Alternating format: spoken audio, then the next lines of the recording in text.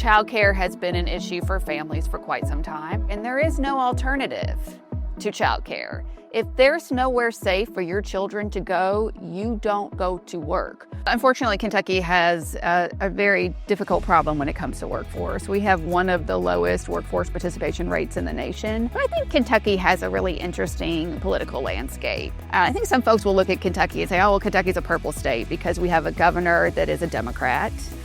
But we have a supermajority Republican legislature. And what that means, we are very much a red state, especially when you get out of those urban areas. And so we talk about this issue the way we talk about all issues, because we're the Kentucky Chamber of Commerce. How does it affect business? How does it affect small business, Main Street business? And how does it affect working families? You know, I am what you would consider kind of being in the thick of it right now. We have a 2.5-year-old, we have a 7-month-old. So both of my children go to a childcare facility 5 days a week. We were fortunate when my first son was born. We were able to get on a list. He was able to be accepted into infant care whenever he was 11 weeks old, and I came back to work. Several other lists that we were a part of, we never heard back just because the waits were so long. In Kentucky, rural areas will have 1 to 2 accredited daycare centers. It's not meeting the demand. And then the affordability piece always comes into play. So the Employee Child Care Assistance Program is an innovative approach to utilizing a public-private partnership model to support workers.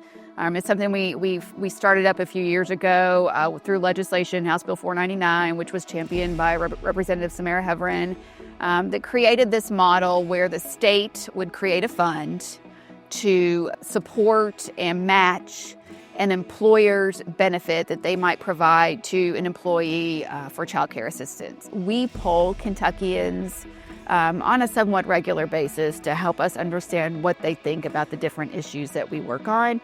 We look at demographic data, we look at regional data. One area that we are expanding into is in educating individuals that want to maybe run for office one day. Essentially, we are working on building a pipeline of individuals that care about free enterprise, that care about supporting working families, but need to understand what it means to run for office. And so that's an example of how the Impact Fellows has helped us build capacity and expand our programming in this space, which I think is important for rounding out the work that we do.